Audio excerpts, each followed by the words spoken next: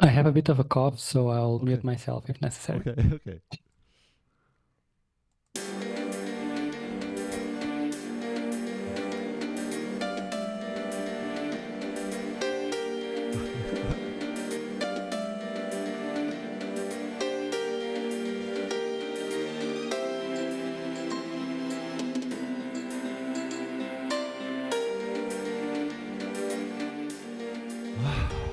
All right. Okay, this is the Grass is Greener on WXRW 104.1 FM in Milwaukee. I am the host of the program, Gary Grass. With me is my co-host, Babette Grunel. Hi, and today we're going to begin with just a little message about River West Radio will be doing a Rock the Boat tour. And we hoping to welcome you aboard. An evening of food, fun, and entertainment. May 30th from 5 to 7 p.m. Karaoke, food, and music. So check out the River West Radio site, and there'll be a place you can sign up. All right. You want to also introduce our guest? We are very, very thankful that because we sent out the link for our guest at the very last minute. And so. Well, Ricardo Vaz, our Latin America correspondent, will be joining us tonight. He's also editor of Venezuela Analysis. Welcome, Ricardo Vaz. Hi, Gary. Hi, Babette. It's great to be here. Yeah. And no worries about the link. It's just to keep me on my toes. All right. Well, it's we actually read your biography for the first time and didn't realize that you had a background in theoretical physics. I think you're the only African I know with a background in theoretical physics. So that's interesting. I mean, I already reached the top by becoming your Latin America correspondent. Oh, wow. Being a theoretical physicist is peanuts compared to that. Yeah, well, you don't have to compliment us that much. We're not Trump. Well, yeah, it's it was either us or Fermi-Lab, and you picked correctly. So, but anyway, that WXRW event sounds like a lot of fun. Yeah. We're we did it last year, and it was a lot of fun. Taking the boat out into Lake Michigan, and yeah. You need to invite your correspondents next year. All right. Well, that's a deal. That's a deal. As soon as they let us know, we'll let you know, and we'll see if we can get a free ticket for you. What's going on in Latin America? Yeah, it's been a little while since we checked in. Yeah, I mean, there are a few things that I thought would be interesting to discuss today, but probably we can start with the subject that has been recurrent for the last few times that I've been on, which is Bolivia. And it's funny, listeners don't know this, and they don't need to know this, but it's been a couple of weeks in which we were trying to find a slot, and we had to postpone it. But it was actually good, because if I had come on last week, I would have given a very different analysis to what I'm the one I'm about to give today. So in Bolivia, there are elections coming up in mid-August, and we talked about the rivalry between former President Evo Morales and current President Luis Arce, this kind of fratricidal, race to the bottom, no holds bar war between them that has effectively ruptured the movement. Yeah, the continuing soap opera of Venezuelan leftist politics. Bolivian. Bolivian. Yeah. Venezuela has its own soap opera. Yes. Well, sorry. Oh yeah. I've been inserting Venezuelan and Salvadoran interchangeably lately, just because everything is so messed up right now. I don't know. But yes, sure. Yes. So last week I was feeling optimistic because Arce decided he was going to step down from the race. He said he was not going to be a dividing force, which I found, very commendable given everything that has happened so far. And at the same time, we had the announcement of the candidacy of Andrónico Rodriguez. Not sure if we talked about him on the show. He's a young senator from the same region as Evo, from the same, indigenous Cocalero background. He's the president of the Senate. He was, after the coup in 2019, when many of the high-profile leaders had to go into hiding or into exile, he was one of the most visible faces in confronting the coup. Yeah, that's And commendable. even though he was in the Senate, he was very much considered a pro-Evo figure, but was seen as a possible, future consensus candidate. So when he announced that he was going to run and Arce announced he was dropping out, I thought, the stars are aligning. Now all it takes, and that's a big ask, I realize, is for Evo to also, take a step back, and they can all rally behind Andronico, and Damas has a chance to move forward and perhaps put this recent drama, which is to put it very mildly, behind it. But yet here we are 1 week later, and things haven't exactly gone according to plan. So first, Andronico was not able to register his candidacy. The Bolivian Supreme Electoral Authority said there was something wrong with the party that put his name forward, and so they're going to decide in a few days if his candidacy is allowed to go forward or not. I mean, this is a strong sign that it's not.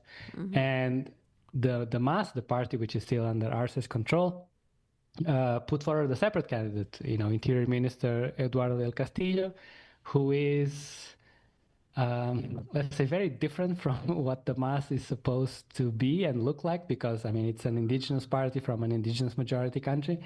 And Del Castillo is from the, let's say, European descendant part of the Yeah, country. it He's sounds also like a Castillo. very much a law and order type. So it does seem like they're trying to cater to the right by presenting this figure. So I mean, all the hopes that there was going to be some kind of consensus seem dashed for now. Andronico is off the ballot. Del Castillo is the MAS candidate, and we haven't even talked about Evo, because Evo had a huge caravan going to the capital to try and force or ensure that he was on the ballot, even though he's legally barred from running. And there's also this judicial investigation over his relationship with the minor a long time ago. So he did these rallies. I mean, there were clashes with the police. They tried to disperse him. I mean, and he launched accusations that the government was searching for him in foreign embassies. I mean, it's very, very ugly. But anyway, the deadline has come and passed. Evo did not register his candidacy, so he's continuing to call for street protests, and it's not clear if it's going to go anywhere. And what happens now? There's a huge field of candidates. There are other former MAS candidates running. On the right, there are 3 or 4 candidates as well, including former President Tuto Quiroga.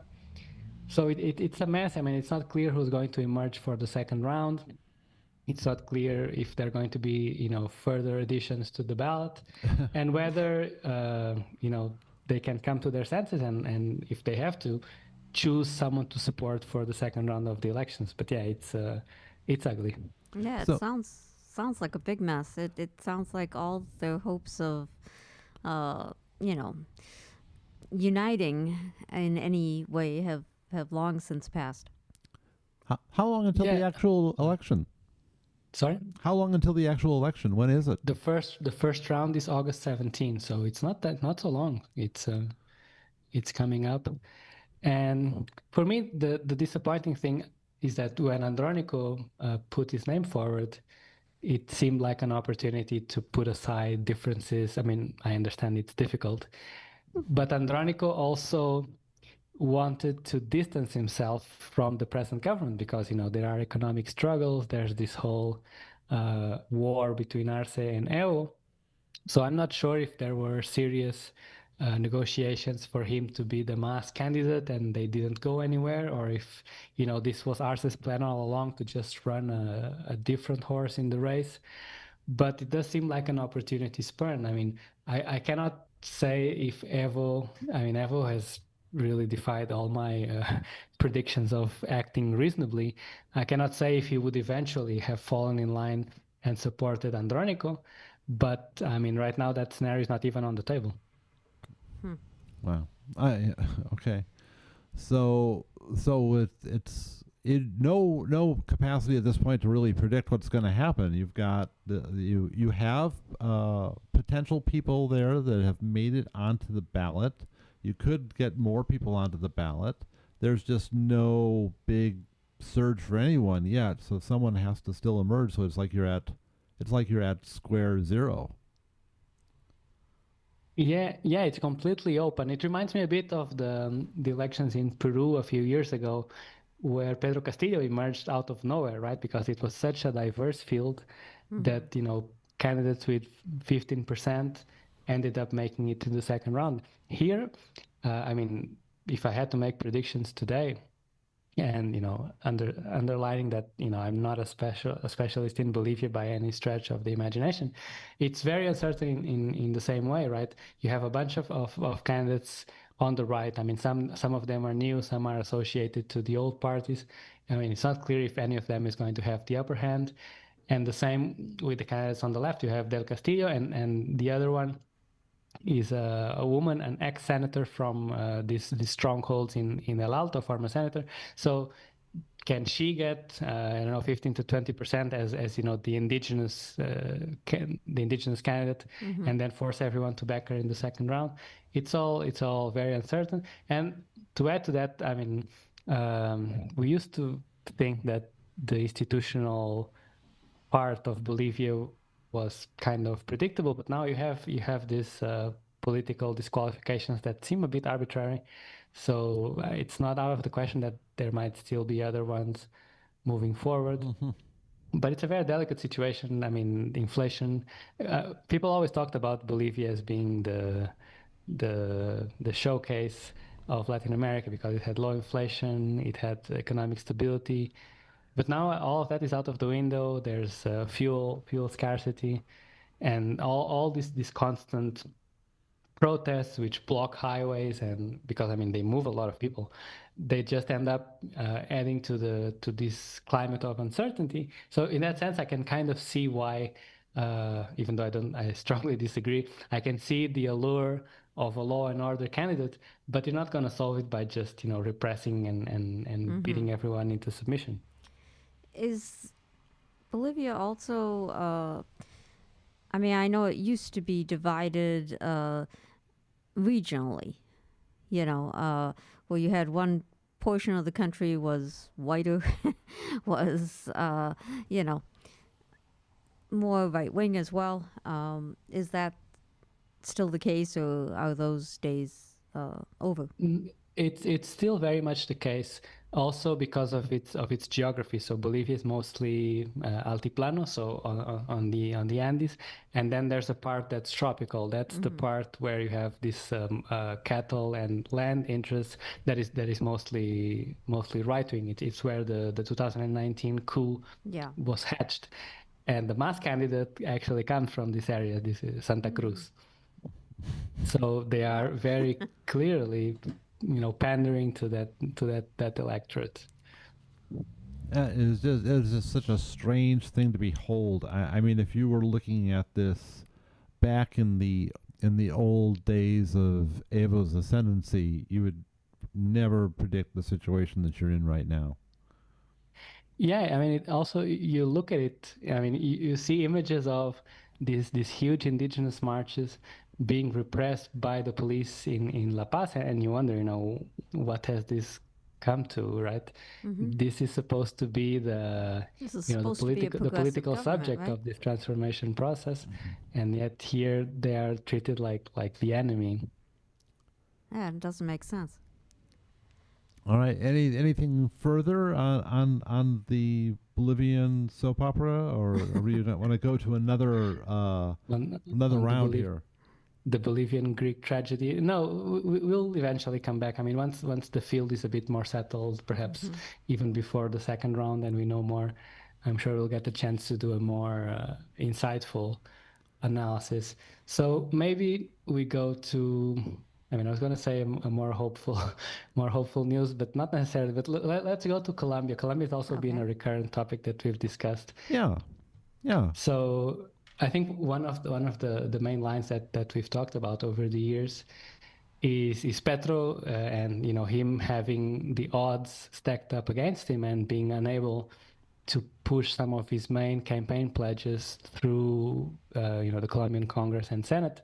And then we wonder, what is he going to do? Is he going to dilute the ideas to try and have a broader base? and put forward something that's less progressive, or is he going to look for another way to push forward this agenda? And right. He seemed like a very skilled person at being able to finesse those subjects, but just how he was going to do it, whether he'd be able to succeed was anyone's guess. Yeah, so he clearly exhausted this plan, let's call it Plan A, of building alliances with other political forces to get the project through in Parliament. And he had a lot of patience, I think. But now he is clearly gone to Plan B. So he had two flagship projects. One was a labor reform, and the other is a healthcare reform. And given the unlikelihood that the majority opposition and majority right-wing Congress is going to approve it, he actually did a very ingenious play, which was to propose a popular consultation so that these measures were taken to a vote and that the Colombian people could decide if they were in favor or not.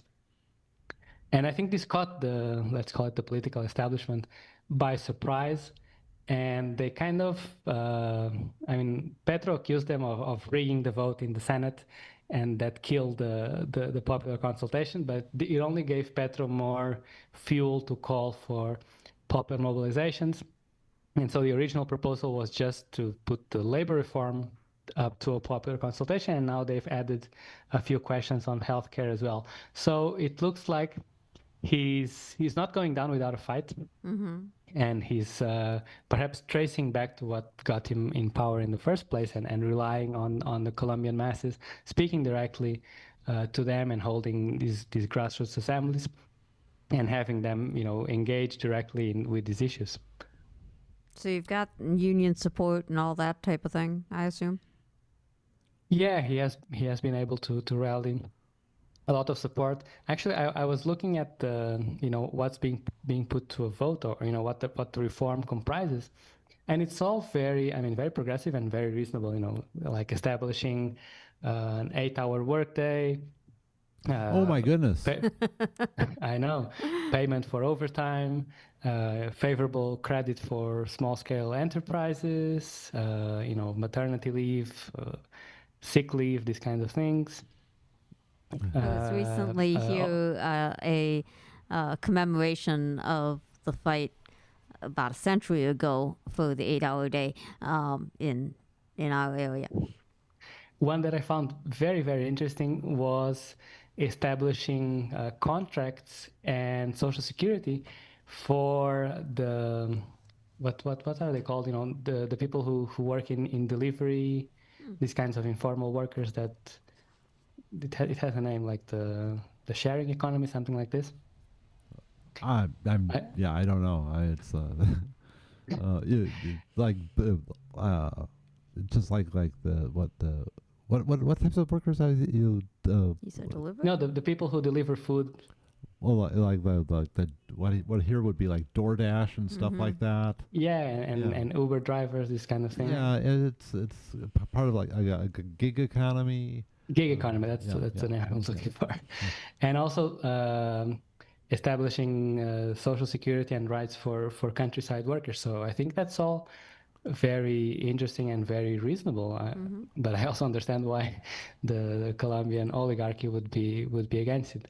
And then the extra part about healthcare is also very reasonable. It has two major fronts. One of them is the Colombian state purchasing medicines or producing medicines directly, to lower speculation on some of the most important medical supplies. And also a familiar issue in Latin America, which has to do with insurance, the proliferation of private insurers and trying to bring them to the public sphere. It occurs to me that you described this as Plan B, but it seems like it was kind of predictable that Plan A would eventually have to yield to a Plan B that looked like this. I mean, maybe this is more like Phase 2. Yeah, we can call it phase two. It wasn't certainly anything that he came up with in his sleep.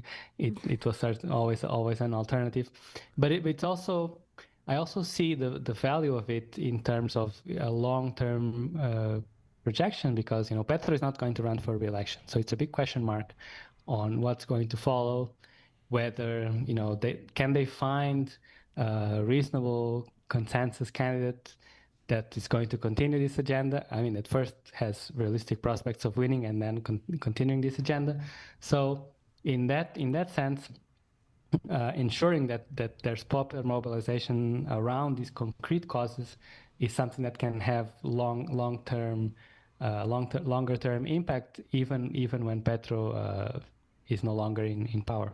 Yeah, I mean, I mean, it sounds very, very good to me. I mean, I think that that's something we talk about in terms of the politics here. That there needs to be public mobilization and enthusiasm, and not just simply relying on the party to anoint someone that everyone just sort of then follows, and like where it's like all top down and nothing is bottom up. I mean, it's building those forces is incredibly important, and it's I'm glad to see that is happening, and that it's not all trying to deal with the oligarchy behind closed doors, and it's moving more in that direction. I think that was inevitable, and I think that's positive.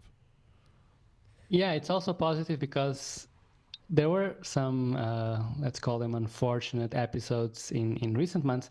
Petro, for all his merits, is also very stubborn and very. I mean, sometimes when he gets his mind set on something, he's not going to change course, and so there was a bit of a surreal cabinet meeting after he appointed two very close allies who have a bit of a problematic reputation, and so that ended up alienating some of his most important allies, including his vice president Francia Marquez. So in the end, I mean, Petro stuck to his guns and to his appointments, but so that's to say that there is still some top-down tendencies, but at the same time, I find it positive and reassuring that he's sticking to this plan of relying on the Colombian masses, and not leaving politics, because that was the mistake that Castillo did. I remember we talked about this. Is he going to just uh, dilute his project more and more in the hopes that he will, receive less hostility in the Peruvian National Assembly and eventually approve something? And of course, that didn't happen. He just made concession after concession, and in the end, there was nothing left. There was no one left to fight for him when the parliamentary coup came. So Petro clearly, I mean, he's more experienced, so he has turned again to, or with more emphasis to, popular mobilizations, and let's see if he can force this popular consultation, which would be a tremendous victory for him, and perhaps set up a platform for wherever comes next. The next person, yeah. I mean, it's certainly a mobilizing cry for people. If it doesn't happen, it's gonna make his opponents look very bad, make him look very good. But obviously, you want to win something like that. I mean, you really want to win that. Yeah, I mean, right now he has let's say, the moral high ground, because he has the political elites keeping these decisions away from the people.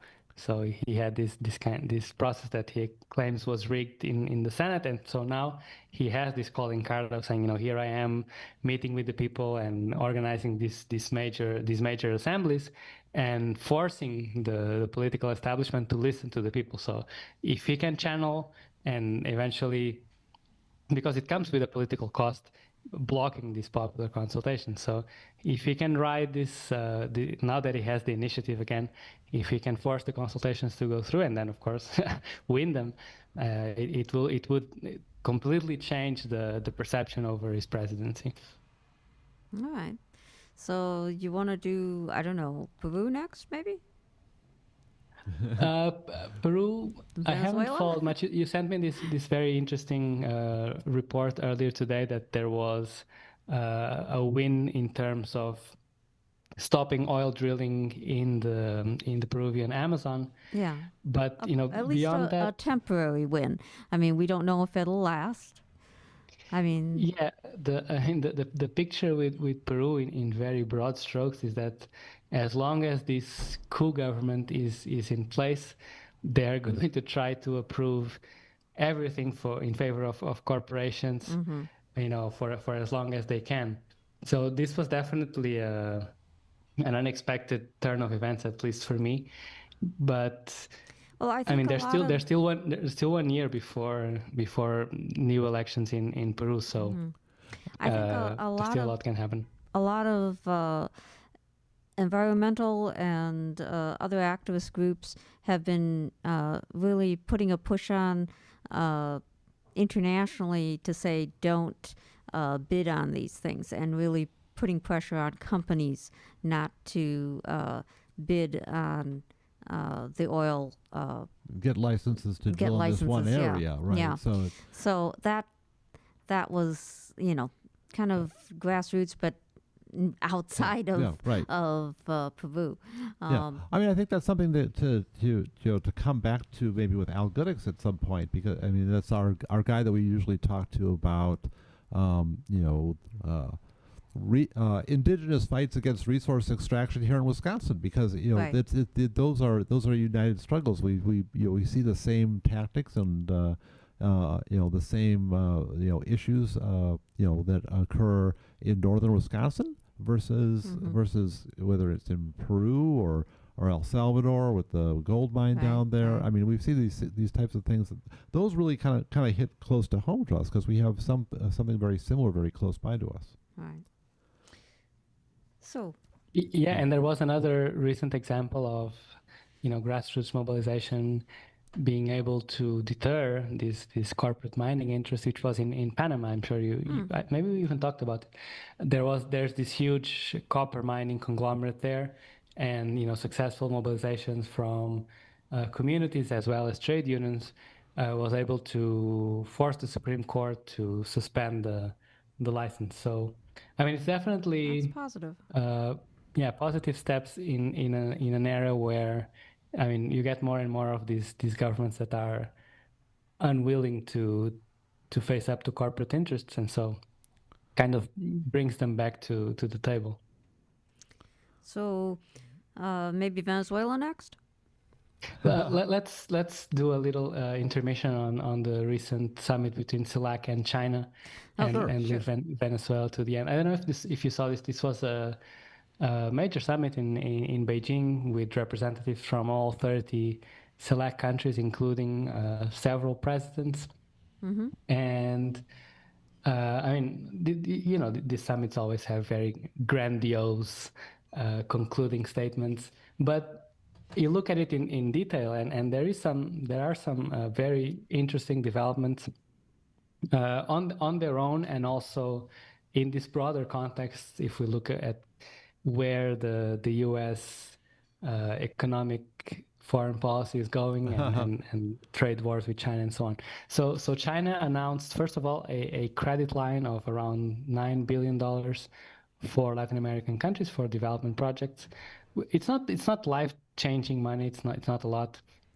It's about half of what they pledged in the prior summit 10 years ago, but it goes against the current right now. You know, you have the U.S.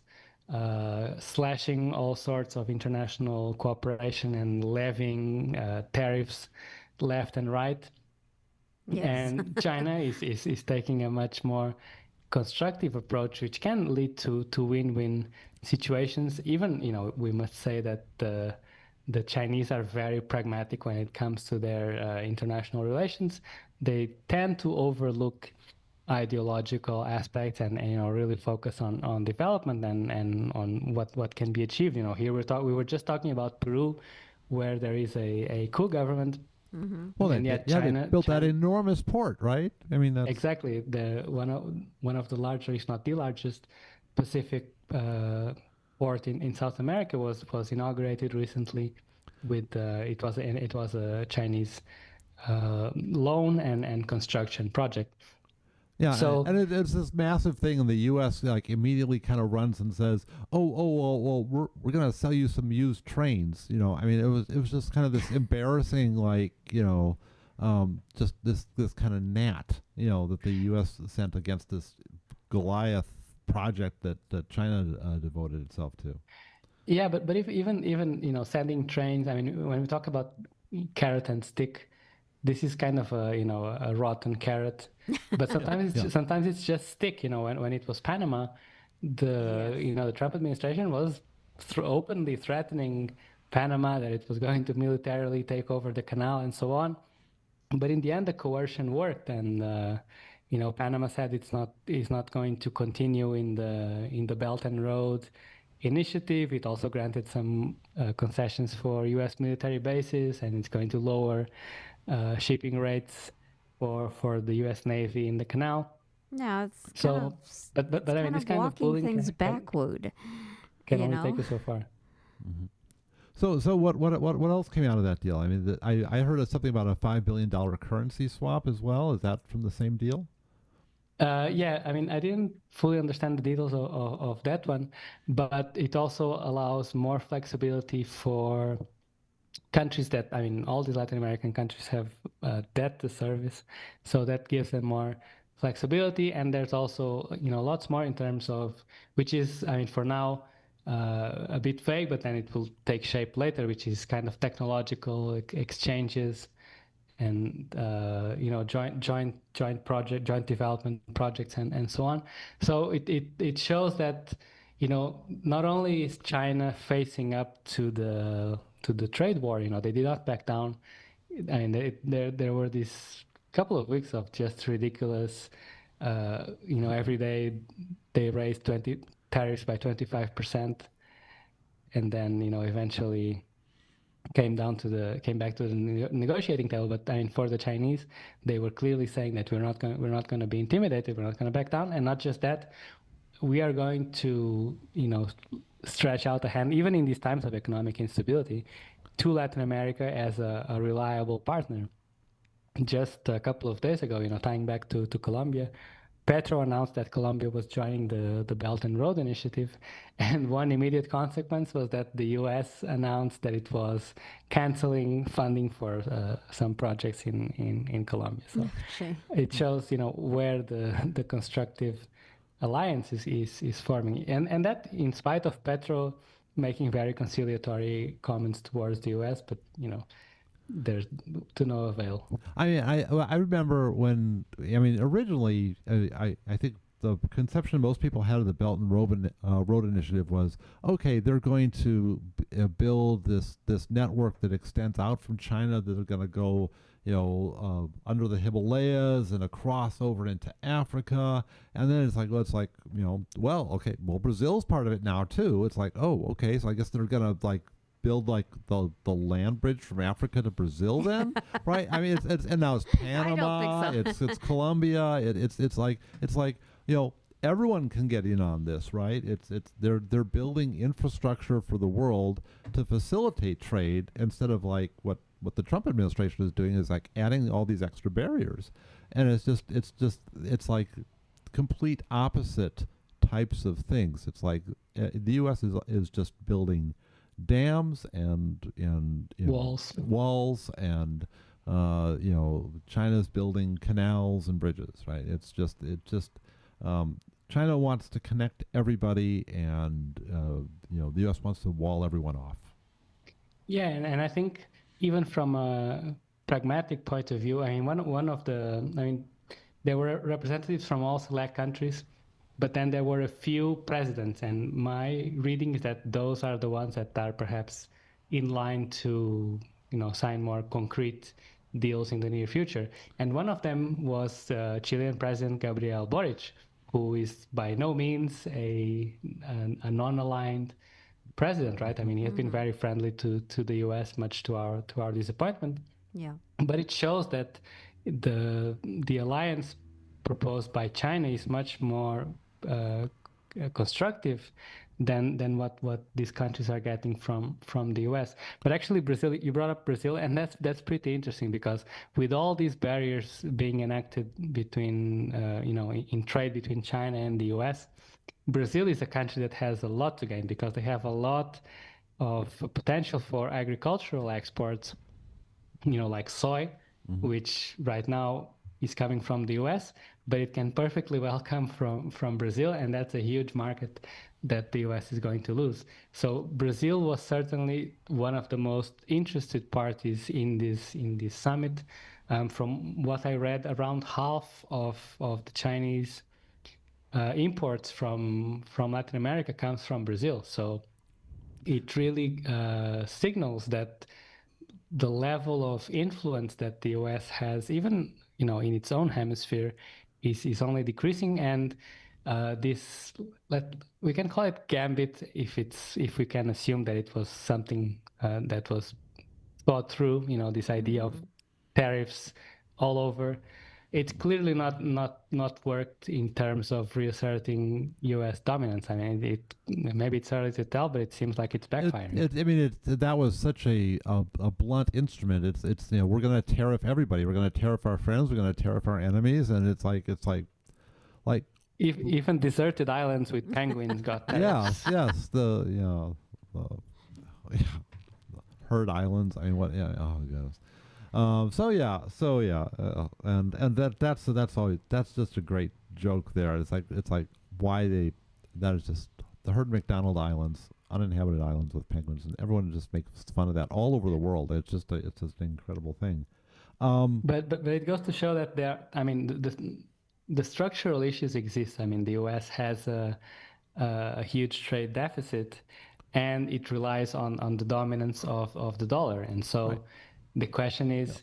can you do something without hurting the US dollar dominance? And what they've done right now only seems to further accelerate the need that other countries have to develop alternative mechanisms. I thought it was effectively proven, that if you're going to have the world's reserve currency, then you have to have continual trade deficits. That's the only way to do it. I mean, someone worked out all this math and got like a Nobel Prize in economics for it, right? So it's like it's not a solvable equation, supposedly, right? And Trump's arrogance in thinking that he can like defy the laws of economics, right? On the one hand, trying to like get rid of the trade deficit, and on the other hand, like fighting anyone, threatening anyone that wants to join the BRICS, doing everything you can to like trying to defend the currency. It's insane, and it's yeah. Like there was an argument.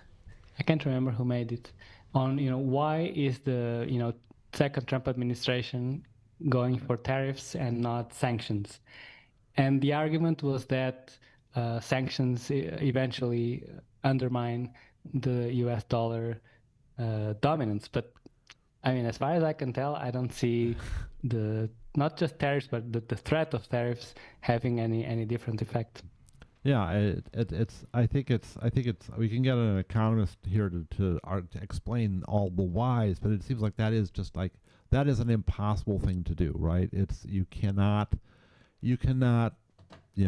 tariff everybody, and at the same time, if you're gonna make any motion on your trade imbalance, it's just gonna undercut the dominance of the dollar. You can't not do that. You need to constantly have these run these trade imbalances so that everyone will have dollars so they can use them as the reserve currency. Otherwise, it just won't work. You're gonna take all the dollars back from these countries, and they're not gonna have them, and you can't use them for reserves. Then I think we're also just seeing the empowerment of BRICS and their trade and all versus the arrogance of Trump thinking that he can still run it as if it was the U.S. in the 1950s and really, running the world.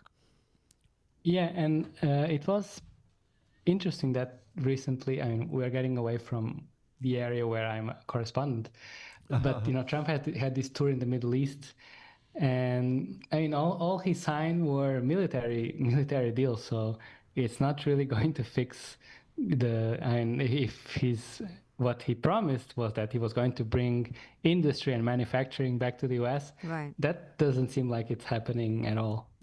Yeah, I mean that's the fallback, and it's the fallback in our relationship. I mean, I wanted to briefly mention Mexico because you have this new U.S. ambassador to Mexico, right? This Ron Johnson guy. He's former military. He's quote unquote ex CIA. I mean ex CIA. I mean everyone when you hear ex CIA, just think CIA, right?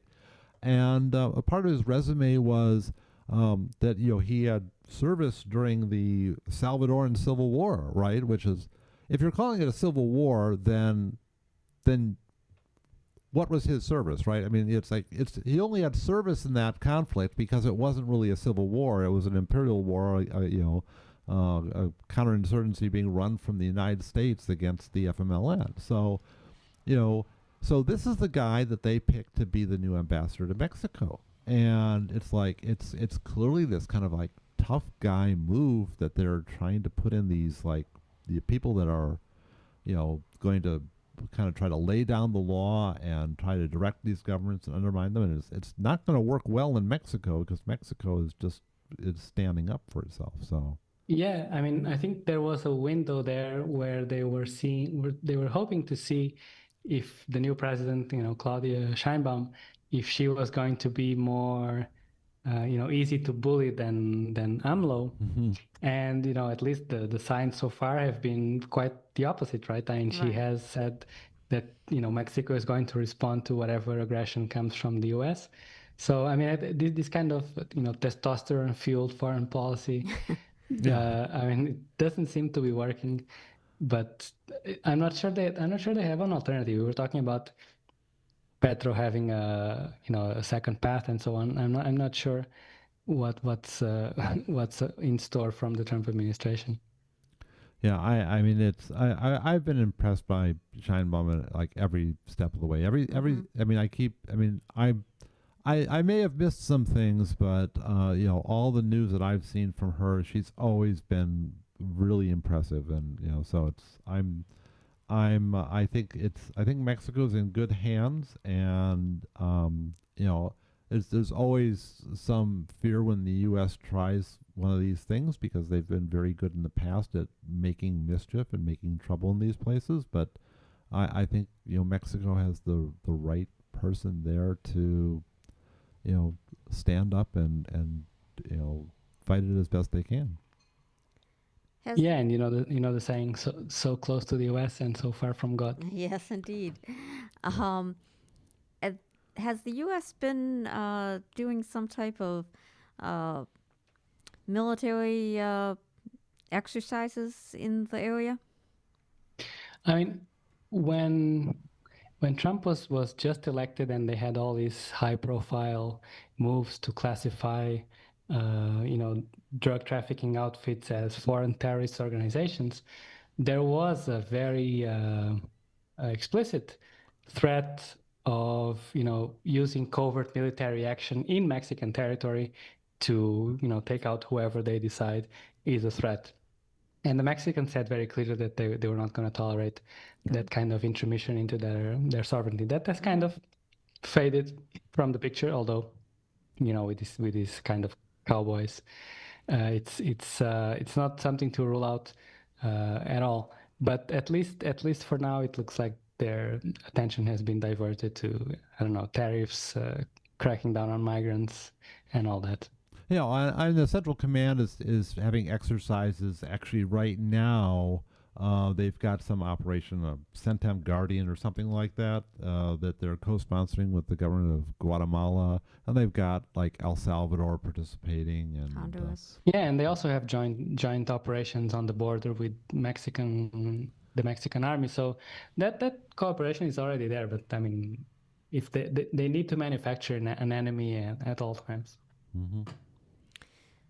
So, something that they often see as easy to make into an enemy migrants.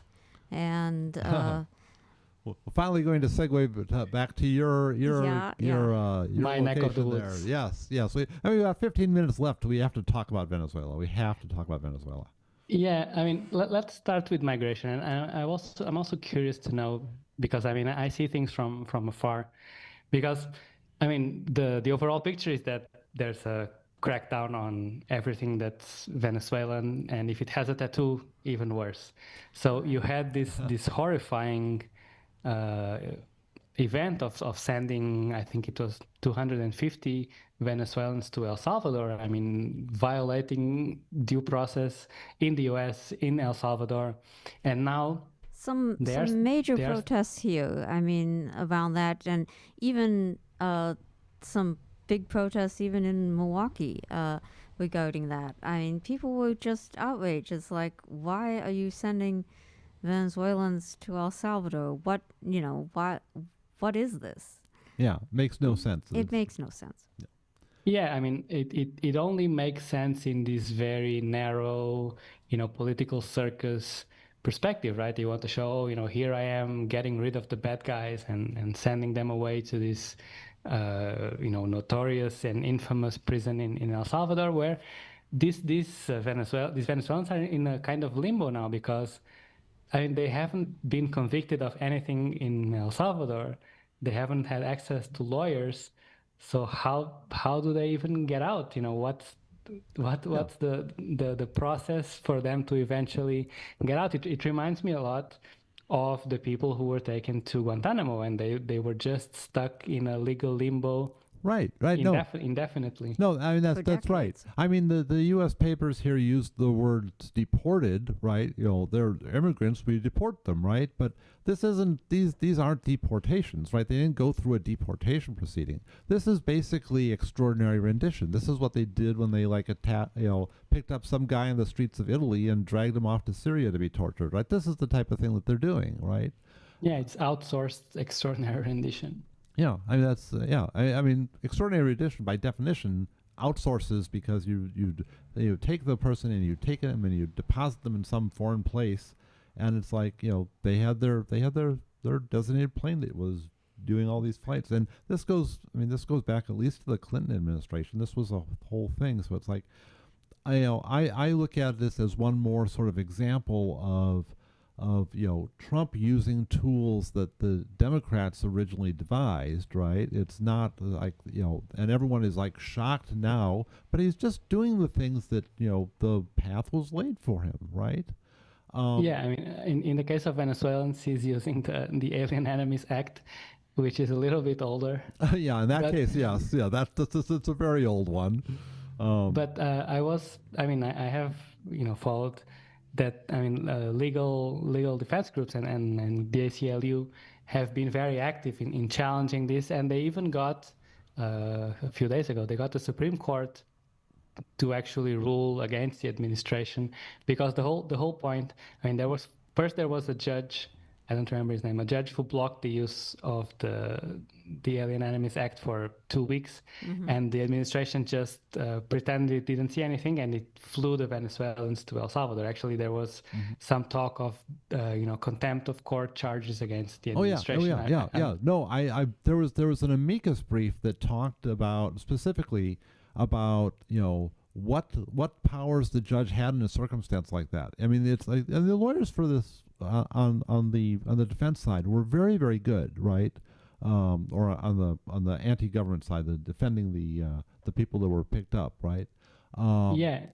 So then you had several, at least two, lower level courts that agreed with this ban, but then the Supreme Court ruled in favor of the administration, but said it was very vague. It said it had to grant the would-be deportees a chance to have their day in court.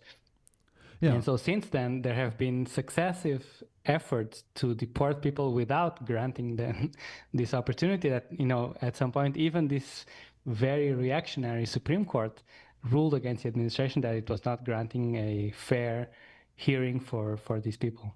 Yeah, I mean, it's that first ruling has been kind of like widely misread, I think, by a lot of liberals in the United States, right? You see this stuff going around the internet that is like, oh my God, the government, the Constitution, the Supreme Court says it's okay to do all this. It's like, well, they had a very narrow ground for saying, the people who were taken did not use the proper legal mechanism for challenging this, and they lose in this case, but there isn't one other way to do it, and it's like, okay, so it's you're pinning it all on a technicality, so we kind of see the result here, but you're not saying that the government is right about this, like the crazy arguments that they're advancing, and it's been, it's been good to see that the entire Supreme Court, or the entire kind of conservative wing of the Supreme Court, isn't in the tank with the Trump administration. That these people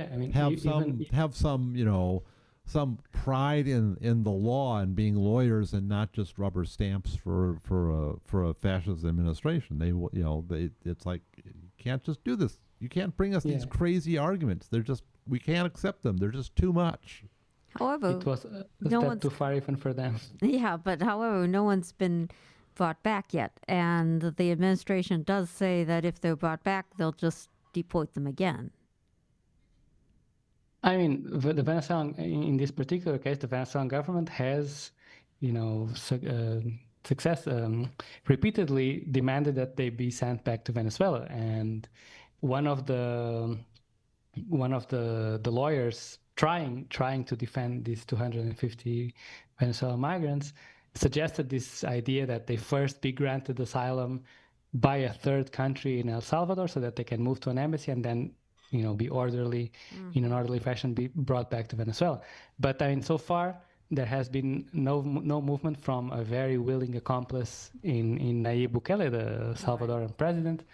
And it looks like, I mean, because this was for Trump's base, this was kind of a political win, right? I mean, here are the bad guys with tattoos, and we sent them to El Salvador to make our streets safer. So it cannot just concede on this point. And actually, on the matter of tattoos, even intelligence reports and other investigations have found that most of these people, or the large majority of these people, have no criminal record in the US. So it was just a very basic profiling. I remember there was some official from Texas giving a press conference showing, the typical tattoos of Venezuelan gangs, and they were all just things that you find on Google searches. So no, it was all.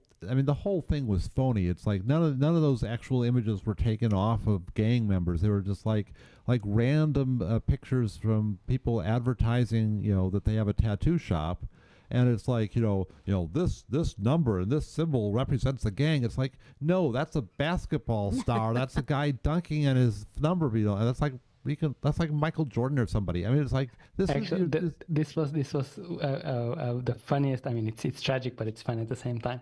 That someone had a tattoo with the Jordan logo and 23, and they said, "Oh, this is the infamous 23 de enero barrio in Caracas." And I mean, no, it's Jordan's number. Right. Yeah. It's so ridiculous. Yeah. But I'm glad to hear that there has been blowback and mobilization in support of these migrants, because I mean, they are in some sense the most defenseless members of society and the easiest ones to pick on. They are picked on, but I saw a CBS News report that said 75% had no criminal record whatsoever, not here in the U.S., not there in Latin America.